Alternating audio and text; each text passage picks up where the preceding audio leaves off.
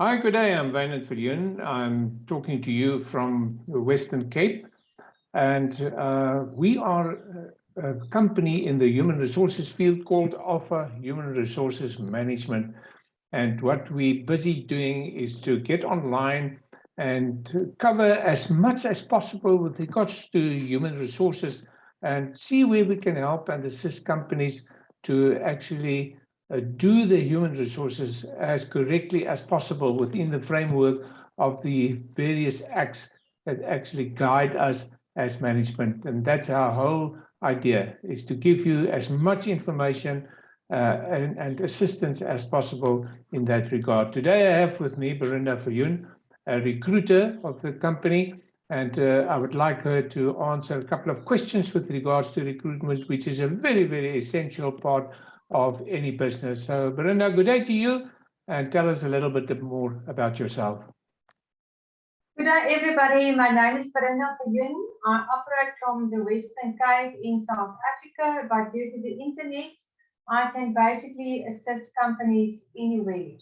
I have been involved with recruitment for almost 20 years, and I regard my role as the recruiter that assists both management and candidates to the best of my abilities. Okay, now Belinda, you get a contact from a company who is looking at recruitment. What is that you actually tell them when they contact you? Well, I have a standard procedure to send them our terms and conditions before making an appointment with them. When a client decides they want to make use of our services, I ask the client specifically if I can make an appointment with them to discuss the position that is available. Sometimes they cannot see me, and then we schedule an online meeting via Zoom. Yeah, it is crucial for me as a recruiter to get to know the culture of the organization and to get a clear picture what they as a company need in order to recruit the best candidates for their company. It is also vital important to make that personal contact with the client. Okay, now I sort of noticed lately that there's less and less advertising happening in the newspapers with regards to available positions with companies. How do you go about when it gets to advertising? Well, I advertise on various job portals and I make use of specific social media platforms. Sometimes clients still prefer to advertise in some well-known printed media as well as other online platforms. Yeah, so it is essential to make use of the right mediums in order to attract good candidates. Okay. Now, when it comes to recruitment, most management think that recruitment is very expensive, and that's why they prefer to do it themselves. And unfortunately, they make a lot of mistakes when it gets to that. Now, what do you charge companies, and how do you go about with regards to that? As an entrepreneur myself, I believe it is most important to make use of a service that is of high quality, cost effective, and that will add value to your business. For me, it is important that clients employ the right staff for their business. This is for me the number one. I'm charging a rather low percentage of the candidate's cost to company per annum. And this includes the complete recruitment process from the determination of the profile of the position, the candidate profile, the role of the position. In other words, you know, when it comes to the candidate's profile, you will determine then which candidate's profile suit the role the best.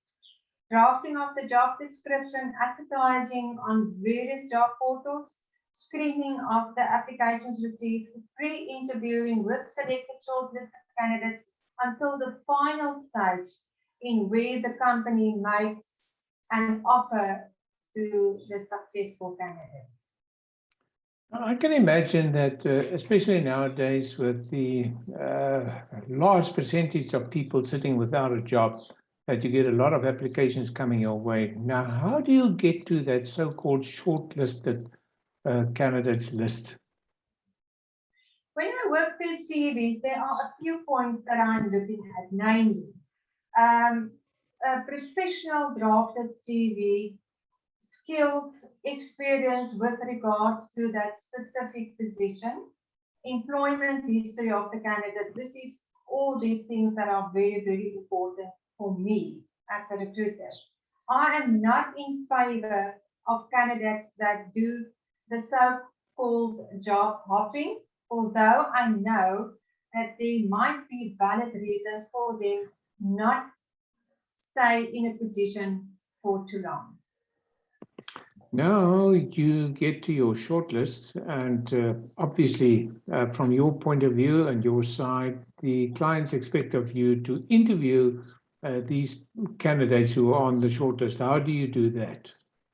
Well, I schedule a Zoom interview with candidates after shortlisting them if they meet the minimum job requirements. Although in-person interviews aren't quite a thing of the past, virtual interviews are quickly becoming the new norm due to social distancing regulations. Recruiters can conduct more interviews in less time virtually than in person, but I still believe in the combination of the two interviewing methods if possible. Okay, now one of the things that people actually expect of you as well is to do reference checking on your top candidates and so forth. What do you do with regards to that? Yeah, reference checking is very important. It's still very important. Candidates that are on the final shortlist before sending them for a final interview with a client need to give me permission to do reference checking on them as per the Copy Act. Yes, it is time consuming, more admin related, but you have to get the candidate's permission or consent nowadays to do these checks. After I receive, obviously, their consent, I start with the checks. It is important that they give me the name of the person to whom they have reported to at the previous company and not a colleague or other people in the organization. I specifically insist to speak to the candidate's direct superior. Okay. Belinda, thank you very much for your time for today. And those of you who would like to make contact with Belinda, if you go below this video, you will find the contact details of her if you want her to sort of give you more information and give you guidance with regards to the recruitment that she does. Belinda, thank you very much for your time, and we're looking forward to a next episode when we will discuss further with regards to recruitment and what you're doing. Thank you for the opportunity. Until next time. Thanks, people, for watching us and looking at our presentation. And as I said, there's lots of things that's coming your way from us. We are online, and we're trying to assist as far as possible, as wide as possible. And it's not restricted only to South Africa. You might have questions that actually can be applicable worldwide. So feel free to make contact with us, and we will assist you wherever we can. Best of luck, and we hope to see you again.